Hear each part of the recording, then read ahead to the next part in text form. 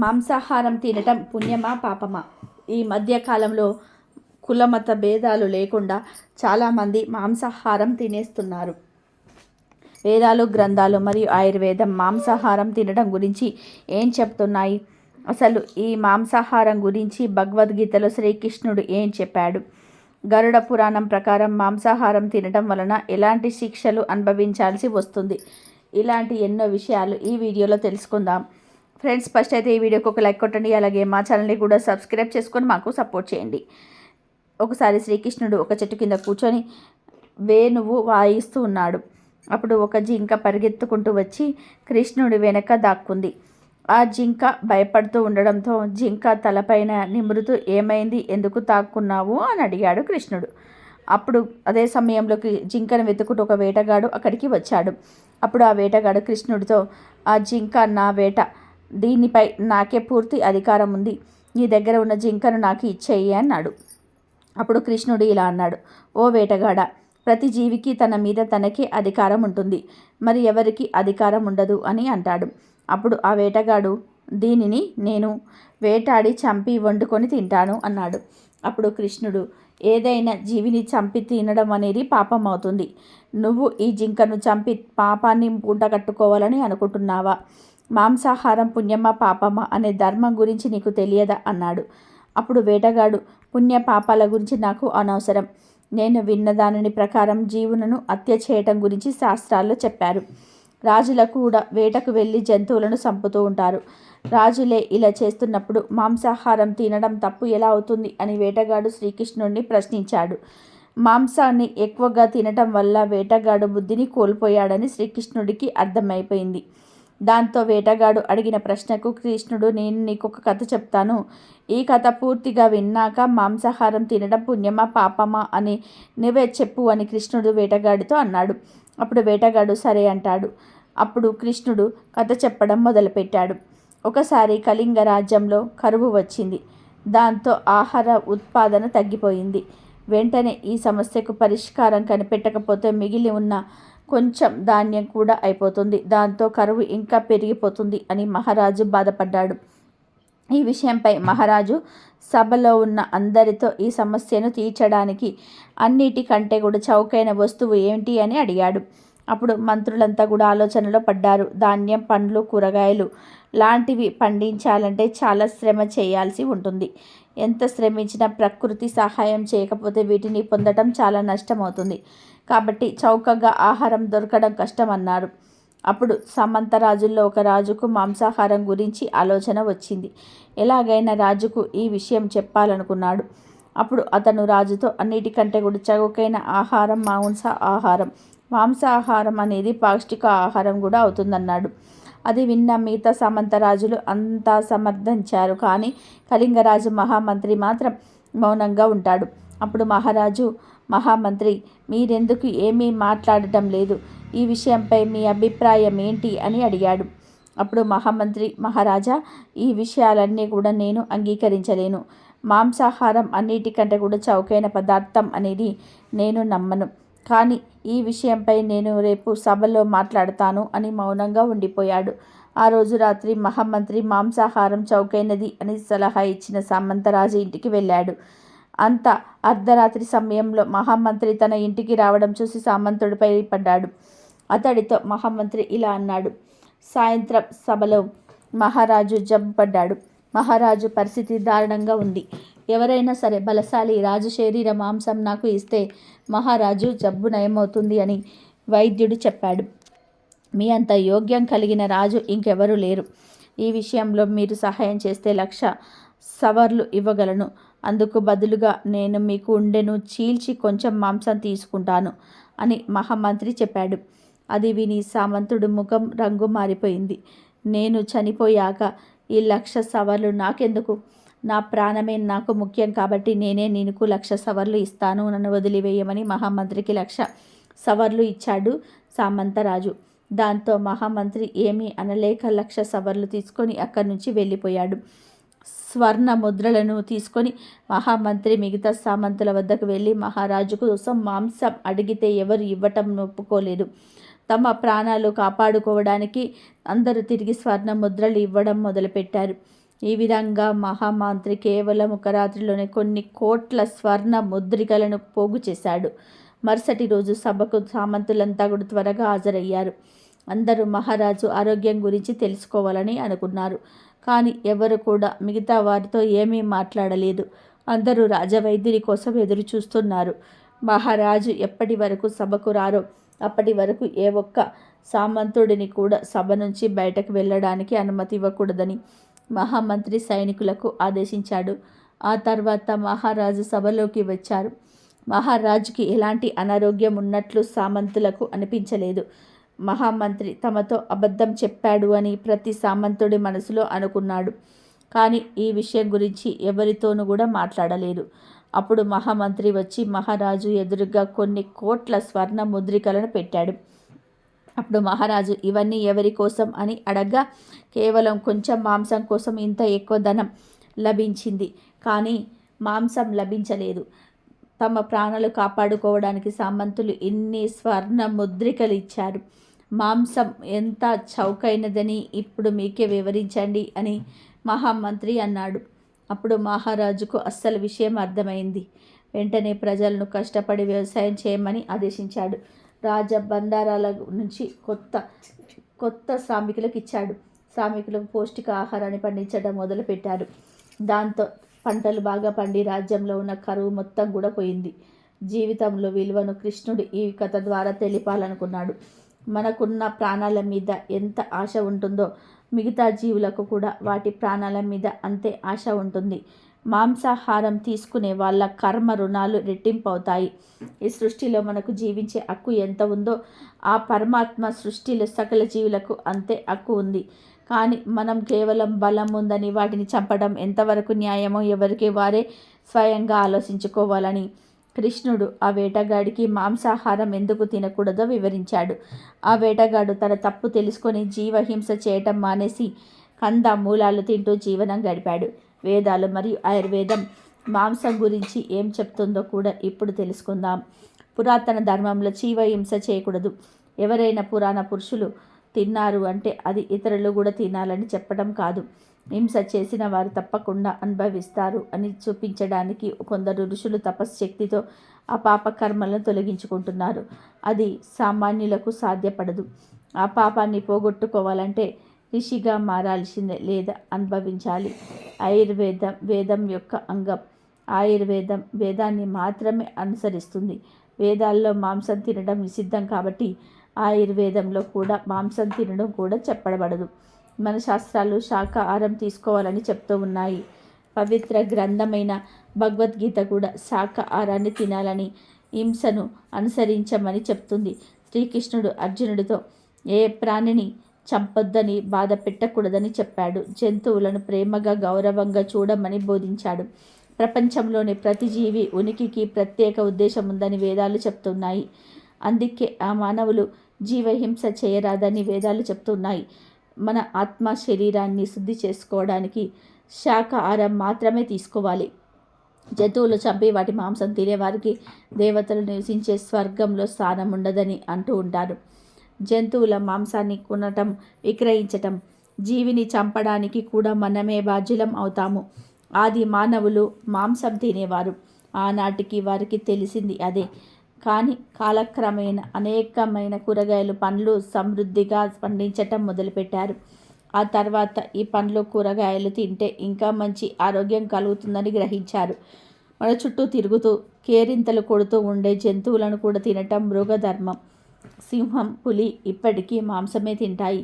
వాటికి వేరే ప్రత్యామ్నాయం లేదు. కానీ మనిషి తన చుట్టూ ఉన్న పశువులను, పక్షులను చంపకుండా వాటిని బ్రతికిస్తూ కూడా తాను పళ్ళు, కూరగాయలు తింటూ హాయిగా బ్రతకవచ్చు. అలాంటప్పుడు మాంసాహారం ఎందుకు? ఈ ఆలోచనతోటే సమాజంలోని కొన్ని వర్గాలు అహింస మార్గంలో జీవించటం మొదలుపెట్టారు. ఇలా మానవుడు మాంసాహారం నుంచి శాకాహారానికి మారడానికి కొన్ని వేల సంవత్సరాలు పట్టింది. ఇప్పుడు మహాత్ములు, ఋషులు, యోగులు పూర్తిగా శాకాహారమే తింటున్నారు. వీరు ఏది ఆచరిస్తే సమాజంలోని ఇతర సామాన్యులు దానిని ఆచరించటం మొదలుపెట్టారు. ఇప్పుడు శాకాహారం తినేవారికి కూడా రకరకాల రోగాలు వస్తూ ఉన్నాయి. అందుచేత మహర్షులు మరికొంత పరిశోధనలు చేశారు. వారి పరిశోధనలో తెలిసింది ఏమిటి అంటే మనము కూరగాయలను బాగా ఉడికించి తింటే అందులోని శక్తి అంతా కూడా నశిస్తుంది. దానివల్లే మనకు అన్ని రకాల రోగాలు వస్తూ ఉన్నాయి. దానితో కొంతమందికి కేవలం పచ్చి కూరగాయలు మరి పండ్ల మిశ్రమం తయారు చేసుకొని తినడం మొదలుపెట్టారు. ఇది చాలా చౌకగా ఉంటుంది, పూర్తి ఆరోగ్యం చేకూరుతుంది. సో మాంసాహారం తినడం వల్ల మనం ఎంతో పాపాన్ని మూటకట్టుకుంటున్నాం. ఇక నుంచి అయినా సరే మాంసాహారాన్ని తినటం తగ్గిద్దాము, జంతువులను రక్షిద్దాం. గాడిద స్త్రీల గురించి చెప్పిన 3 చెత్త విషయాలు వినడానికి అసహ్యంగా ఉన్న ఇవి నిజాలు. ప్రతి ఒక్కరు కూడా తప్పకుండా ఈ విషయాలను తెలుసుకోవాలి. గాడిద చెప్పిన ఈ మాటలను వినడం వలన మీ ఇంట్లో ఎప్పుడు సుఖ సంతోషాలు నెలకొంటాయి, తెలివితేటలు పెరుగుతాయి, పేదరికం పోతుంది, ఉన్నది కలుగుతుంది. ఒకసారి ఒక గాడిద మరణించింది. ఆ తర్వాత ఆ గాడిద యమధర్మరాజును చేరుకుంది. అప్పుడు యమధర్మరాజు గాడిదతో, ఓ గాడిద, నువ్వు గాడిదలాగా పుట్టి కూడా ఎప్పుడు ఎవరిని బాధ పెట్టలేదు. ఎంతో కష్టపడ్డావు. నీ యజమానికి విశ్వాసంగా ఉన్నావు. ఇంత విశ్వాసాన్ని మనుషులు కూడా చూపించలేరు. నువ్వు చేసిన పనులకు నేనెంతో సంతోషిస్తున్నాను. ఎవరైతే విశ్వాసంతో నీతి నిజాయిలతో ఉంటారో వారు నాకు చాలా ప్రియమైన వారు అవుతారు. నేను నీకు ఇంకొక అవకాశాన్ని ఇవ్వాలనుకుంటున్నాను. నేనిప్పుడు జన్మలలో సర్వశ్రేష్టమైన మనిషి జన్మను నీకు ప్రసాదిస్తున్నాను. వెళ్ళు, భూలోకానికి వెళ్ళి భూలోకంలో ఉన్న ఆనందాలను అనుభవించు అని యమధర్మరాజు అన్నాడు. మాటలు విన్న గాడిద ముఖంలో కొంచెం ఇట్లా సంతోషం కనిపించలేదు. అప్పుడు యమధర్మరాజు, నేను నీకు మంచి శరీరాన్ని ఇస్తాను అంటుంటే నీ ముఖంలో ఏ సంతోషం కనిపించటం లేదు ఎందుకు అని అంటాడు. అప్పుడు ఆ గాడిద యమధర్మరాజుతో ఇలా అంటుంది, యమధర్మరాజా, నేను మనిషిగా పుట్టి ఏం చేయను? మనుషులు తమ కర్తవ్యాలను ఎప్పుడు కూడా మర్చిపోయారు. స్త్రీలు పురుషులలో విపరీతమైన నీచ బుద్ధి పెరిగిపోయింది అని అంటుంది. అంతేకాదు, మనుషుల్ని చూస్తే నాకు అసహ్యం వేస్తుంది. నాకు అసలు మనిషిగా పుట్టాలని లేదు అని గాడిద అంటుంది.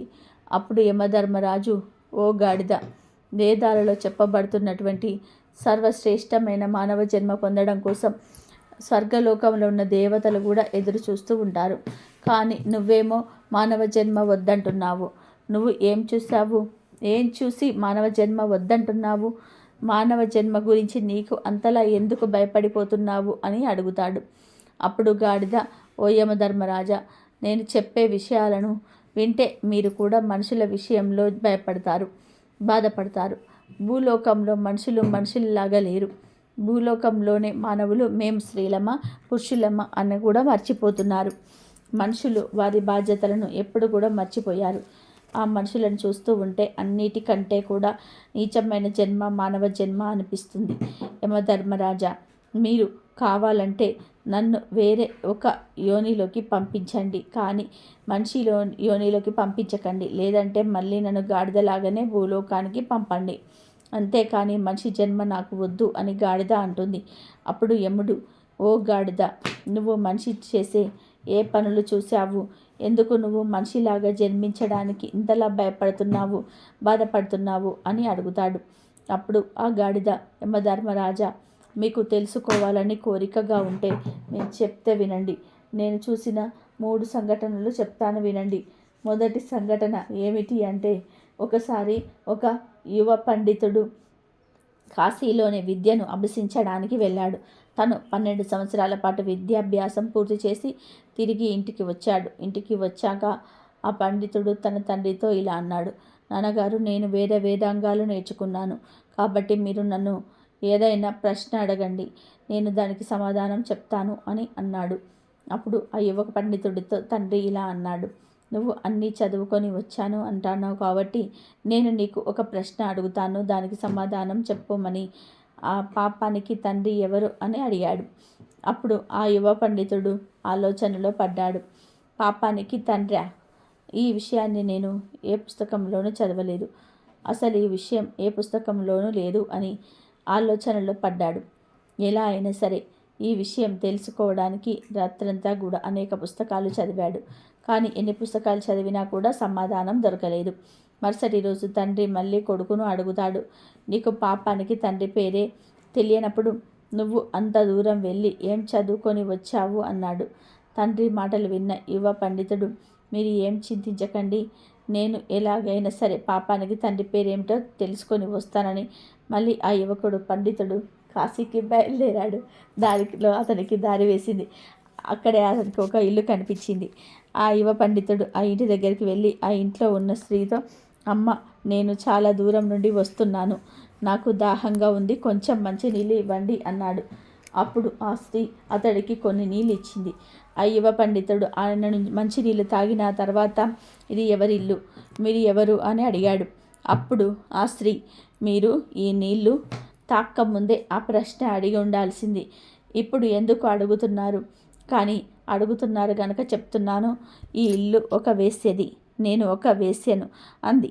అప్పుడు విన్న యువక పండితుడు, అయ్యో, నేను ఎంత పెద్ద అపరాధం చేశాను, నేను ఒక వేశ్య ఇంట్లోని నీళ్లు తాగాను, నేను పాపానికి తండ్రి పేరు వెతుక్కుంటూ వచ్చి నేను ఇంకా పాపాత్ముడిని అయ్యాను అనుకుంటూ ఉండగానే ఆ వేశ్య ఇలా అంటుంది, ఇంతకీ మీరెవరు, ఎక్కడికి వెళ్తున్నారు అని అడిగింది. దానికి ఆ పండితుడు మొత్తం విషయమంతా కూడా ఆ వేశ్యతో చెప్పి, నేను పాపానికి తండ్రి పేరు తెలుసుకోవడానికి కాశీకి వెళ్తున్నాను అన్నాడు. అప్పుడు ఆ వేశ్య, ఇతడు 12 సంవత్సరాలు కాశీలో చదువుకొని వచ్చారు, అయినా కూడా పాపానికి తండ్రి పేరు ఏమిటో తెలియదు, ఇప్పుడు మళ్ళీ కాశీకి వెళ్తే మాత్రం పాపానికి తండ్రి పేరు ఎలా తెలిసిపోతుంది అని మనసులో అనుకుంటుంది. ఈ పండితుడు ఎలాగో నా దగ్గరికి వచ్చాడు కాబట్టి ఆ సమాధానం ఏమిటో నేను ఇతడికి చెప్తే సరిపోతుంది కదా అని ఆలోచించి ఆ వేశ్య ఆ పండితుడితో, మహాత్మా, మీకు పాపానికి తండ్రి పేరు తెలుసుకోవాలన్నట్లయితే మీరు కాశీకి వెళ్ళాల్సిన అవసరం లేదు, పాపానికి తండ్రి పేరు నేనే నీకు చెప్తాను అంది. అప్పుడు ఆ పండితుడు, నువ్వు నాకు ఆ పేరు చెప్పావు అంటే నేను అంత దూరం వెళ్ళాల్సిన పని ఉండదు, అదేదో త్వరగా చెప్పు అంటాడు. అప్పుడు ఆ వేశ్య, ఓ మహాత్మా, నేను మీకు ఆ పేరు చెప్తానులే కానీ మీరు చాలా నీరసంగా ఉన్నారు, మీరు చాలా దూరం నుండి నడిచి వచ్చారు, అందువలన మీరు కాసేపు ఇక్కడ విశ్రాంతి తీసుకోండి, ఆలోగా నేను మీకు భోజనం సిద్ధం చేస్తాను, మీరు భోజనం చేసిన తర్వాత మీకు ఆ సమాధానం చెప్తాను అంది. అప్పుడు ఆ పండితుడు, నేను మీ ఇంట్లో ఎలా భోజనం చేస్తాను, నువ్వు ఒక వేశ్యవి, నేను ఇక్కడ భోజనం చేయలేను, అసలు ఇక్కడ మంచినీళ్ళు తాగినందుకే నేను ప్రాయచిత్తాన్ని చేసుకోవాలి అన్నాడు. ఆ మాటలు విన్న స్త్రీ, నేను మీకు బియ్యం, పప్పు, నెయ్యి, కూరగాయలు అన్నీ ఇస్తాను, మీరు స్వయంగా భోజనాన్ని తయారు చేసుకొని తినండి అని చెప్తుంది. అప్పుడు ఆ పండితుడు, నువ్వు ఒక వేశ్యవి, నేను నీ ఇంటి నుండి ఒక బియ్యం గింజ తీసుకోవడానికి కూడా సిద్ధంగా లేను అని అన్నాడు. అప్పుడు ఆ వేశ్య, ఓ మహాత్మా, నువ్వు ఇవి నా చేతిలో నుండి తీసుకున్నావు అంటే నేను మీకు 5 బంగారు నాణ్యాలు ఇస్తాను అంది. దాంతో ఆ పండితుడు, ఇక్కడ నన్ను ఎవరు చూస్తారులే అని అన్నా, నేను ఎవరో ఇక్కడి వారికి తెలియదు కదా అనుకొని ఆమె చేతిలో నుంచి బంగారు నాణ్యాలు తీసుకొని ఆ వేసిచ్చిన ఆధారాలు కూడా తీసుకున్నాడు. ఆ పండితుడు వంట చేసుకోవడానికి అన్ని సిద్ధం చేసుకుంటున్నాడు. ఇంతలో ఇంటిలో నుంచి వేసే బయటికి వచ్చేసి నేను ఇచ్చిన నీరు, బియ్యము అన్నీ కూడా తీసుకున్నారు. అలాంటప్పుడు నా చేతులతో వండి పెడితే ఏం అవుతుంది అని అంటుంది. దానికి ఆ పండితుడు, నేను నీ చేతితో ఇచ్చిన మంచినీళ్ళు తాగాను, బియ్యం తీసుకున్నాను, అంతకు మించి ఎక్కువ ఆశించవద్దు అని అన్నాడు.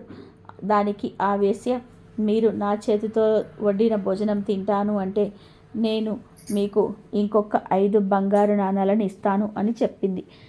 దాంతో ఆ పండితుడు, నేను ఇక్కడ భోజనం చేస్తే మరొక 5 నాణాలు వస్తాయి, అప్పుడు మొత్తం 10 నాణాలు అవుతాయి, నన్నెవరు చూసారులే అనుకొని వైశ్యతో, సరే, నేను నీ చేతులతో వండిన భోజనాన్ని తింటాను, కానీ నువ్వు స్నానం చేసిన తర్వాతే వంట చెయ్యి అని అంటాడు. ఆ వేశ్య అలాగే అని చెప్పి స్నానం చేసి భోజనాన్ని సిద్ధం చేసి తీసుకొని వచ్చి ఆ తర్వాత ఆ పండితుడికి భోజనం వడ్డించి పోతూ ఉంటే ఆ పండితుడు, నువ్వు వడ్డించవద్దు, నేను వడ్డించుకొని తింటాను అన్నాడు. అప్పుడు ఆ వేశ్య, నేను నీకోసమే కదా ఈ భోజనాన్ని తయారు చేశాను, నేను నీకు వడ్డిస్తే ఏమవుతుంది అంది. లేదు, నువ్వు వడ్డించిన భోజనాన్ని నేను తినను అన్నాడు పండితుడు. అప్పుడు ఆ వేశ్య, నువ్వు నా చేతితో అన్నం పెట్టించుకుంటే నేను నీకు మరొక 5 బంగారు నాణాలు ఇస్తాను అంటుంది. సరే అంటాడు పండితుడు. దాంతో ఆమె భోజనం వడ్డించి తన చేతితో పండితుడికి తినిపిస్తుంది. అలా తినిపిస్తూ అతడి భుజం మీద చెయ్యి వేస్తుంది. వెంటనే పండితుడికి విపరీతమైన కోపం వచ్చింది. నువ్వు చాలా అపరాధం చేశావని మండిపడ్డాడు. అప్పుడు ఆ వైశ్య ఇలా అంది, ఓ మహాత్మా, నేను ఎలాంటి అపరాధం చేయలేదు. నేను నువ్వు వెతుక్కుంటూ వచ్చిన దానికి సమాధానం చెప్తున్నాను. నిజానికి అపరాధాలన్నీ కూడా నువ్వే చేశావు. నువ్వు మా ఇంట్లో నీళ్లు తాగావు, భోజనం కోసం పదార్థాలు తీసుకున్నావు, మా ఇంట్లో వండిన భోజనాన్ని తిన్నావు, నా చేతులతో పెట్టిన భోజనాన్ని తిన్నావు. వేసే ఇంట్లో మీరు ఇలాంటి పనులు చేయకూడదు కదా, కానీ మీరు ఎందుకు చేస్తారని అడిగింది. అప్పుడు పండితుడు, నువ్వు చూపించిన ప్రేమ వల్లే ఇదంతా చేశాను అన్నాడు. దానికి వేశ్య, మీరు ఇదంతా కూడా నేను చూపించిన ప్రేమ వల్ల కాదు, నేను ఇచ్చిన బంగారు నాణాల మీద లోభత్వంతో మా ఇంట్లో భోజనం చేయడానికి సిద్ధమయ్యారు. చివరికి నా చేతులతో తినడానికి కూడా ఒప్పుకున్నారు. ఇదే పాపానికి తండ్రి.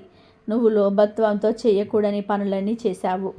నువ్వు ఏవైతే పాపాలు అని అనుకుంటున్నావో అవన్నీ చేశావు అని అంది. ఆ వేశ్య మాటలు విన్న పండితుడికి అజ్ఞానంతో మూసుకుపోయిన తన కళ్ళు తెరుచుకున్నాయి. వెంటనే ఆ వేశ్య పాదాల మీద పడి, మీరు వేశ్య కాదు, మీరు నా గురువు. 12 సంవత్సరాలు నేను కాశీలో విద్యను అభ్యసించిన తర్వాత కూడా ఈ ప్రశ్నకు నాకు సమాధానం తెలియలేదు. కానీ మీరు నాకు ఒక్క క్షణంలోనే తెలియజేశారు. పాపానికి తండ్రి ఎవరనేది నాకిప్పుడు అర్థమైంది. పాపానికి తండ్రి లోభత్వం అన్నాడు పండితుడు. లోభత్వానికి గురై చేసే పనులన్నీ కూడా శాస్త్ర విరుద్ధమే. అందువలనే ఇవన్నీ పాపాల కింద పరిగణించబడుతున్నాయి అని ఆ వేశ్య పండితుడికి జ్ఞానోదయం కలిగించిందని గాడిద యమధర్మరాజుతో చెప్తుంది. అందువలనే ప్రభు, నాకు మానవజాతి అంటే నచ్చదు. స్త్రీ అయినా పురుషుడైనా లోభత్వానికి గురి అయితే ఎంత నీచమైన పని చేయడానికైనా సరే వెనకాడదు. వారి స్వార్థం కోసం తన వారిని చంపడానికి కూడా సిద్ధపడుతూ ఉంటారు అని అంది. అంతేకాదు యమధర్మరాజా, నేను ఇప్పుడు 2వ సంఘటన గురించి కూడా చెప్తాను అని ఇలా చెప్పడం ప్రారంభించింది. మనుషులు తమ నీతి నియమాలను వెంటనే మర్చిపోతారు. వారి ధర్మం పైన వారు ఎప్పుడూ స్థిరంగా నిలబడరు. ఎప్పుడైనా వారికి ఏదైనా మంచి వస్తువులు కనిపించినా, అందమైన స్త్రీలు కనిపించినా, ధనం కనిపించిన వెంటనే వారు నీతి నియమాలను మర్చిపోతారు. ఒక వ్యాపారికి ఒక అందమైన కూతురు ఉండేది. ఆ వ్యాపారి తన కూతురికి వివాహం చేయాలనుకుంటాడు. అప్పుడు ఆ వ్యాపారి ఒక బ్రాహ్మణుడి దగ్గరికి వెళ్ళి, స్వామి, ఒక అందమైన రాజకుమారుని చూసి నాకు కూతురికి వివాహం చేయాలనుకుంటున్నాను అని చెప్తాడు. మీరు నా కూతురి యొక్క జాతకం చూసి చెప్పండి అని అన్నాడు. అప్పుడు ఆ బ్రాహ్మణుడు, నేను నీ కూతురి యొక్క భాగ్యాన్ని చూసి మాత్రమే చెప్పగలను. మీ అమ్మాయిని ఇక్కడికి తీసుకురండి, లేదా నేనే మీ ఇంటికి వస్తాను అని అన్నాడు. అప్పుడు ఆ వ్యాపారి, స్వామి, మీరు మా ఇంటికి వచ్చి మా ఇంట్లో మీ పాదాన్ని పెట్టినట్లయితే మా ఇల్లు పవిత్రం అవుతుంది, కాబట్టి మీరే మా ఇంటికి రండి అన్నాడు. మరుసటి రోజు ఉదయాన్నే ఆ బ్రాహ్మణుడు ఆ వ్యాపారి ఇంటికి వెళ్ళాడు. బ్రాహ్మణుడు ఇంటికి రాగానే ఆ వ్యాపారి అతడికి సకల మర్యాదలు చేశాడు. ఆయనకు ఒక ఆసనాన్ని వేసి కూర్చోబెట్టి తన కూతుర్ని రమ్మని పిలిచాడు. ఆమెను చూడగానే ఆ బ్రాహ్మణుడు ఆమెకు ఆకర్షితుడయ్యాడు. దాంతో ఆయన మనసులోని ఇటువంటి అందమైన అమ్మాయిని ఆక్రమిస్తే నాకంతా కూడా మేలు జరుగుతుంది, కాబట్టి నేనేం చేస్తే ఈ అమ్మాయి నాకు దక్కుతుంది అని ఆలోచించి వెంటనే ఏడవటం ప్రారంభించాడు. ఆ ఏడుపు చూసిన వ్యాపారి, స్వామి, మీరెందుకు ఏడుస్తున్నారు అని అడిగాడు. అప్పుడు ఆ బ్రాహ్మణుడు వ్యాపారిని పక్కకు తీసుకొని వెళ్ళి, నీకు కూతురికి జాతకం తీసుకొని ఏడుస్తున్నాను. నేను ఈ రేఖను ఎలా ఉన్నాయంటే ఏ కన్యా వంశాన్ని నాశనం చేస్తుంది. ఈమె ఏ ఇంట్లో అడుగు పెడుతుందో ఆ ఇంట్లో సర్వనాశనం అవుతుందని అన్నాడు. ఆ మాటలు విన్న వ్యాపారి చాలా కంగారు పడ్డాడు. స్వామి, దానికి ఎటువంటి పరిహారం లేదా? నా వంశం నాశనం అవ్వకుండా ఉండడానికి నేను ఏం చేయాలని అడిగాడు.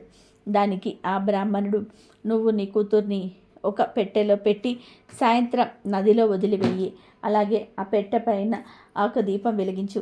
దానివల్ల నీ కులం రక్షింపబడుతుందని చెప్పి ఆ బ్రాహ్మణుడు అక్కడి నుండి వెళ్ళిపోయాడు. ఆ బ్రాహ్మణుడు ఎందుకలా చెప్పాడు అంటే, ఖచ్చితంగా ఆ వ్యాపారి తన కూతుర్ని నదిలో వదిలేస్తాడు. అప్పుడు ఆ పెట్టెను తాను తెచ్చుకొని అందులోని ఆ అందమైన అమ్మాయిని విడిపించానంటే ఆ కన్య నా సొంతం అవుతుంది అని అనుకున్నాడు. ఇక వెంటనే ఆ బ్రాహ్మణుడు నగరానికి దగ్గరలో ఉన్న నది ఒడ్డుకు ముందుగానే వెళ్ళి కూర్చున్నాడు. మరోపక్క ఆ వ్యాపారి చాలా బాధపడుతూ తన కూతుర్ని బ్రాహ్మణుడు చెప్పిన విధానంగా ఒక పెట్టెలో పెట్టి దానిపైన ఒక దీపం ఉంచి నదిలో వదిలేశాడు. ఆ పెట్టె ఆ నీళ్ళల్లో తేలుతూ వెళ్తుంది. ఆ బ్రాహ్మణుడు తన నలుగురు శిష్యులతో తీసుకొని వెళ్ళి ఆ నదిలో ఒక పెట్టెలో వస్తుంది. ఆ పెట్టెను తనకు తెచ్చి ఇవ్వమన్నాడు. ఆ వ్యాపారి తన కూతుర్ని నీటిలో వదిలి వెళ్ళిపోయాడు. కానీ అక్కడ ఏం జరిగింది అంటే ఒక రాజకుమారుడు గుర్రంపై ఆ నది ఒడ్డుకు వేటకు వచ్చాడు. రాజకుమారుడి గుర్రానికి చాలా దాహం వేయడంతో రాజకుమారుడు ఆ నదిని నీళ్ళ కోసం వెళ్ళాడు. అనుకోకుండా రాజకుమారుడి యొక్క దృష్టి ఆ పెట్టె పైన పడింది. రాజకుమారుడు తన సైనికులతో ఆ పెట్టెను తీయించాడు. రాజకుమారుడు పెట్టెను తలుపులు తీయించి చూడగానే అందులోనూ చాలా అందమైన అమ్మాయి ఉంది. రాజకుమారుడు ఆ అమ్మాయిని చూడగానే ఆ అమ్మాయి పట్ల ఆకర్షితుడయ్యాడు. రాజకుమారుడు వెంటనే ఆమెను భార్యగా చేసుకున్నాడు. ఆ తర్వాత రాజకుమారుడు అందులో ఒక అడవి పందిని పెట్టి మళ్ళీ దీపాన్ని అలాగే వెలిగించి ఆ పెట్టెను నదిలో వదిలేశాడు. ఆ పెట్టె కొంచెం దూరం వెళ్ళగానే ఆ బ్రాహ్మణుడు తన శిష్యుల సహాయంతో ఆ పెట్టెను బయటకు తీయించాడు. ఆ పెట్టెను తీసుకొని తన కుటీరంలో పెట్టమని చెప్పాడు. ఆ పెట్టె పెట్టిన తర్వాత బయట మంచి గొల్లాలను పెట్టమని చెప్పాడు. తను ఎన్ని కేకలు వేసినా కూడా ఆ గొల్లాన్ని తీయకండి అని చెప్పాడు. నేను కానీ ఇంకెవరైనా మాటలు వినిపించినా కూడా మీరు ఎట్టి పరిస్థితుల్లోనూ కూడా గొల్లం తీయవద్దు అని చెప్పి తను లోపలికి వెళ్ళి పెట్టెను తీశాడు. అంతే, అందులో నుంచి ఒక పెద్ద అడవి పంది బయటకు వచ్చింది. వెంటనే ఆ బ్రాహ్మణుడు బాగా ఆర్వటం ప్రారంభించాడు. తలుపులను తీయమని శిష్యులను బ్రతిమిలాడారు. కానీ ఎవరు కూడా తలుపు తీయలేదు. చివరికి అడవి పంది బ్రాహ్మణుడిని చంపివేసింది. కాసేపటికి ఎటువంటి శబ్దాలు వినపడకపోవడంతో బయట ఉన్న శిష్యులు తలుపు తీసి చూసేసరికి గురువు చనిపోయి ఉన్నాడు. ఆ పంది కూడా అక్కడి నుండి పారిపోయింది. వేదాంగాలు అభ్యసించిన ఆ బ్రాహ్మణుడు తన నీతి నియమాలను మర్చిపోయి కామానికి లోనై చెడు చేయడానికి ప్రయత్నించాడు. నమ్మి వచ్చిన వాడిని మోసం చేయాలని చూశాడు. చివరికి తన మరణానికి తానే కారణమయ్యాడు. అందుకే యమధర్మరాజా, ఇలాంటి నీచ మానవ శరీరాన్ని ధరించడానికి నాకు అస్సలు ఇష్టం లేదని గాడిద చెప్పింది. అప్పుడు యమధర్మరాజు, నువ్వు చెప్పిందంతా కూడా సత్యమే. మానవులు ఎవరి మీద కూడా నమ్మకం ఉంచుకోలేకపోతున్నారు. ఎవరు ఏ విధంగా నీతిని మర్చిపోతున్నారో అర్థం కావటం లేదు. మనుషులు తప్ప మిగతాలన్ని జీవులు కూడా ప్రకృతి యొక్క నియమాలను పాటిస్తూ ఉన్నాయి. కేవలం మనుషులు మాత్రమే నీతి నియమాలను మర్చిపోతున్నారు. ఎవరిపైన కూడా ఎవరు కూడా విశ్వాసాన్ని చూపించలేకపోతున్నారు అని అన్నాడు యమధర్మరాజు. ఆ తర్వాత గాడిద యమధర్మరాజుతో, మీకు నేను ఇప్పుడు 3వ కథ కూడా చెప్తాను వినండి. ప్రపంచంలో మనుషులు ఎంత నీచంగా ఉన్నారు అంటే, ఒక రాజు వేట కోసం అడవికి వెళ్ళాడు. అప్పుడు అతడికి చాలా దాహం వేసింది. ఇటు అటు చూడగా ఒక పొలంలో పని చేసుకుంటున్న రైతు కనిపించాడు.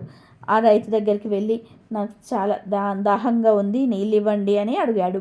కానీ ఆ రైతు దగ్గర కూడా మంచి నీళ్లు లేవు. కానీ ఆ రైతు తన పొలంలో పుచ్చకాయలను పండిస్తున్నాడు. వెంటనే ఒక పుచ్చకాయను కోసి ఆ రాజుకు ఇచ్చాడు.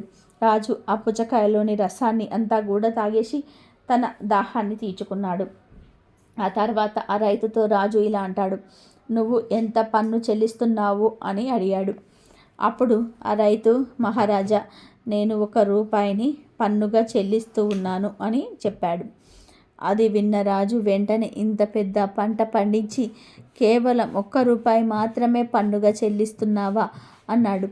రాజు వెంటనే మంత్రిని పిలిపించి, ఈ రోజు నుంచి రైతులకు పన్నులు పెంచండి అని చెప్తున్నాడు. ఒకరోజు మళ్ళీ ఆ రోజు వేటకు వెళ్ళాడు. మళ్ళీ ఆ రాజుకు దాహం వేసింది. మళ్ళీ రాజుగారు అదే రైతును త్రాగడానికి నీళ్లు అడిగాడు. ఆ రోజు కూడా రైతు ఒక పెద్ద పుచ్చకాయను కోసి ఆ రాజుకు ఇచ్చాడు. కానీ ఆ రాజు ఆ పుచ్చకాయ నుండి ఎక్కువ రసం రాలేదు. వెంటనే రాజుగారికి ఇంకొక పుచ్చకాయ ఇవ్వమని మంత్రి చెప్పాడు. ఆ పుచ్చకాయలో ఉన్న రసం కూడా తాగాడు, కానీ అందులో నుంచి కూడా ఎక్కువ రసం రాలేదు. ఇలా 4-5 పుచ్చకాయలలోని రసాన్ని తాగినా కూడా ఆ రాజు యొక్క దాహం తీరలేదు. అప్పుడు ఆ రాజు, ఇదేంటి, ఇన్ని పుచ్చకాయలు తిన్నా కూడా నా దాహం ఎందుకని తీరటం లేదు? కానీ ఆ రోజు ఒక్కటే పుచ్చకాయ నా దాహాన్ని తీర్చింది అని మంత్రితో అన్నాడు. అప్పుడు మంత్రి, మహారాజా, పుచ్చకాయలలో రసం ఎండిపోయింది. ఎందుకంటే మీరు పుచ్చకాయలలోని రసాన్ని చూసి రైతులపై పన్ను భారాన్ని పెంచారు. అక్కడ మీ వక్ర బుద్ధి చూపించారు. మీరు చేసిన ఈ పనికి భూదేవి ఆ పల్లెల్లోని రసాన్ని తనలో దాచుకుంది. అందుకే ఇప్పుడు కూడా బాధ్యతతో వ్యవహరించాలి, బాధ్యతాయుతంగా ఉండాలి. మన చెడు ఆలోచనలు ఎదుటి వాళ్ళను కూడా చెడుగా మారుస్తాయి. అదే ప్రకృతి నియమం అని మంత్రి రాజుతో తను చేసిన తప్పు గురించి తెలియజేశాడు. ఆ గాడిద చెప్పిందంతా కూడా విన్న యమధర్మరాజు, నువ్వు చెప్పిందంతా కూడా సత్యమే, నేను కూడా అంగీకరిస్తూ ఉన్నాను. కానీ అందరూ అలాంటి వారు అనుకోవటం కూడా సరైనది కాదు కదా. మంచి మనుషులు కూడా భూలోకంలో ఉన్నారు. నువ్వు చెడ్డ వాళ్ళను చూసి ఈ విధంగా మాట్లాడుతూ ఉన్నావు. ఎవరు ఏ విధంగా కర్మలు చేస్తారో దాని ఆధారంగానే వారికి ఫలితాలు కూడా లభిస్తాయి. కాబట్టి నేను నీ నిర్ణయాన్ని గౌరవిస్తూ నీకొక దివ్యమైన దేవతా రూపాన్ని ఇస్తున్నాను. నువ్వు కూడా దేవతలో ఒకరిగా ఉండు, ఆనందమైన జీవితాన్ని అనుభవించు అని చెప్పాడు. అప్పుడు ఆ గాడిద ఒక దివ్యమైన దేవతా రూపం తీసుకొని స్వర్గలోకానికి వెళ్ళిపోయింది. ఈ వీడియో నచ్చితే లైక్ చేయండి, షేర్ చేయండి, బట్ సబ్స్క్రైబ్ చేసుకోవడం మర్చిపోవద్దు. కాబట్టి మాంసాహారం తినడం పుణ్యమా పాపమా అని తెలుసుకున్నారు కదా. ఈ మధ్యకాలంలో కులమత భేదాలు లేకుండా మాంసాహారం తినేస్తూ ఉన్నారు. ఇలా వేదాలు, గ్రంథాలు, ఆయుర్వేదం మాంసాహారం తినడం గురించి ఏం చెప్తున్నాయో ఈ కథలో అసలు ఈ మాంసాహారం గురించి భగవద్గీతలో కృష్ణుడు ఏం చెప్పాడో అన్నీ తెలుసుకున్నారు కదా.